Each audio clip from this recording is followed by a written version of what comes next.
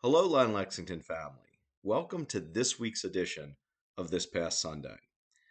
Now, this past Sunday, Paul Miller from See Jesus was with us, and I hope that you were able to attend because Paul shared some great stories of how See Jesus has trained and is training individuals to go into some quite difficult situations in order to share the gospel. And it was a really enjoyable time. I, I think this Mission Sunday actually fit very well into our Timothy series. If you remember, we ended up looking into First Timothy with Paul giving instruction on both handling the blessings of finance while also avoiding the trap of falling in love with money. And Paul definitely showed how our money could be spent in a great way. Now, this next Sunday, we're going to continue in our study of Paul's letters to Timothy. But now we're going to be moving into Paul's second letter. Our focus will be on two sets of verses this week: 2 Timothy 1 8 to 14, and 2 Timothy 2 8 to 15. When you read these, take note of the change of tone that Paul has in 2 Timothy versus what he had in 1 Timothy. Why a change of tone?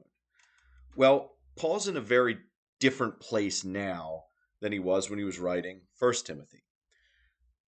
Paul has been arrested. He's in prison. Frankly, Paul is awaiting execution. Remember that Nero has instituted a state-sponsored persecution of Christians in 64. And Paul is a well-known leader of the Christian church. So Paul would have been a prime target. He's been arrested. He's in prison. He's in chains.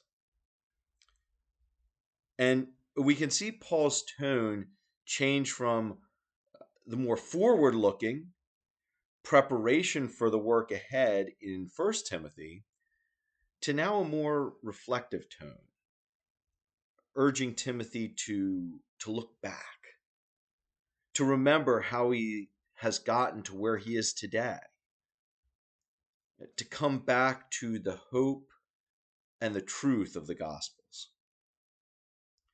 Now, if you read 2 Timothy 1 8 to 14, so our first set of verses, look at how Paul starts by acknowledging and recognizing that this is a very scary time, both for himself and for Timothy and the congregation in Ephesus.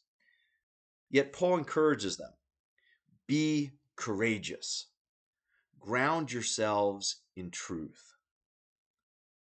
And if you remember, this isn't the first time that Paul's done this.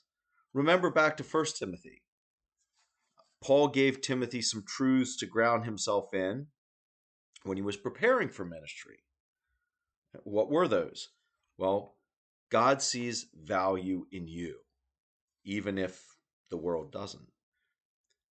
God has immense patience with you, even though you don't think you deserve it. He desires to be in a relationship with you. And yet there's only one way, that being through Jesus Christ. And Paul wanted Timothy to ground himself in these truths as he was preparing to teach. Strong, foundational truths. But as you come to read these verses, 1 8 to 14, I encourage you to try to identify the truths that Paul is now sharing with Timothy as the church, the congregation, is entering a time of persecution and struggle. Our second set of verses for this week is found in 2 Timothy 2 8 to 15. Now, interestingly, with these verses, it's Pentecost Sunday this week. And I'm hoping you've been taking some time to reflect on Pentecost. Paul is going to encourage us to do that as well. In chapter 2, 8 to 15, Paul encourages Timothy to come back to the Gospels and reflect on the resurrection daily. In times of struggle, in times of hardship, Paul wants Timothy to remember that God is there. He's there to guide, and he's there to comfort. Now, Paul acknowledges that doubt and fear can creep in. I mean, remember, Paul's in prison. He's likely experiencing these feelings as well.